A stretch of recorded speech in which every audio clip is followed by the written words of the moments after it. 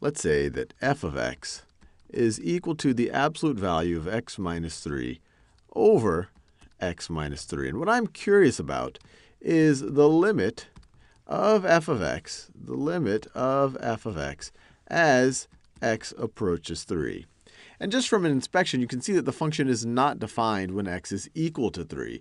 You get 0 over 0. It's not defined. So to answer this question, let's try to rewrite the same exact function definition slightly differently.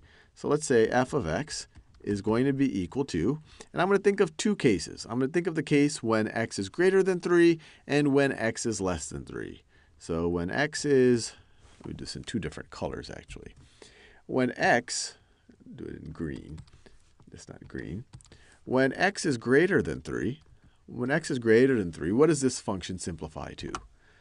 Well, whatever I get up here, I'm going to get a positive value up here, and then if I take the absolute value, it's going to be the exact same thing. So for x is greater than 3, this is going to be the exact same thing as x minus 3 over x minus 3. Because if x is greater than 3, the numerator is going to be positive. You take the absolute value of that, you're not going to change its value. So you get this right over here. Or if we were to rewrite it, this is equal to, for x is greater than 3, you're going to have f of x is equal to 1 for x is greater than 3. Similarly, let's think about what happens when x is less than 3. When x is less than 3, well, x minus 3 is going to be a negative number. When you take the absolute value of that, you're essentially negating it. So it's going to be the negative of x minus 3 over x minus 3. Or if you were to simplify these two things, for any value, as long as x does not equal 3, this part right over here simplifies to 1, so you're left with a negative 1. Negative 1 for x is less than 3.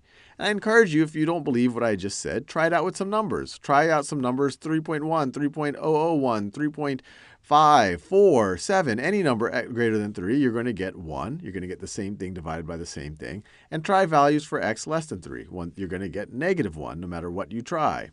So let's visualize this function now. So now let me draw some axes. That's my x-axis. And then this is my f of x axis. Y is equal to f of x. And what we care about is x is equal to 3. So x is equal to 1, 2, 3, 4, 5. We could keep going. And let's say this is positive 1, 2. So that's y is equal to 1. This is y is equal to negative 1 and negative 2, and we can keep going. So this way that we've rewritten the function is the exact same function as this. We've just written in a different way.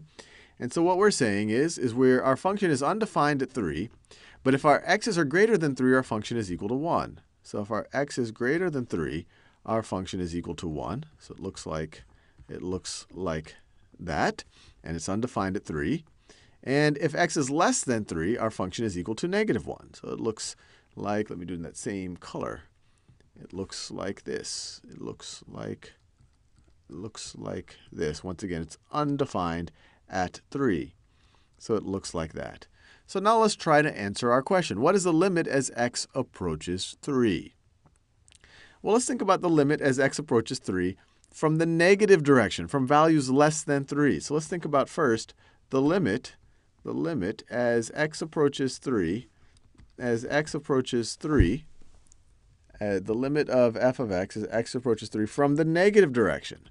And all this notation here, I wrote this negative as a superscript right after the 3 says, let's think about the limit as we're approaching. Let me make this clear. Let's think about the limit as we're approaching from the left. So in this case, if we get closer, if we start with values lower than 3, as we get closer and closer and closer, so say we start at 0, the f of x is equal to negative 1. We go to 1, f of x is equal to negative 1. We go to 2, f of x is equal to negative 1. If you go to 2.999999, f of x is equal to negative 1. So it looks like it is approaching negative 1 if you approach from the left-hand side. Now let's think about the limit of f of x, as x approaches 3 from the positive direction, from values greater than 3. So here we see when x is equal to 5, f of x is equal to 1. When x is equal to 4, f of x is equal to 1. When x is equal to 3.000001, f of x is equal to 1. So it seems to be approaching positive 1. So now we have something strange. We seem to be approaching a different value when we approach from the left than when we approach from the right.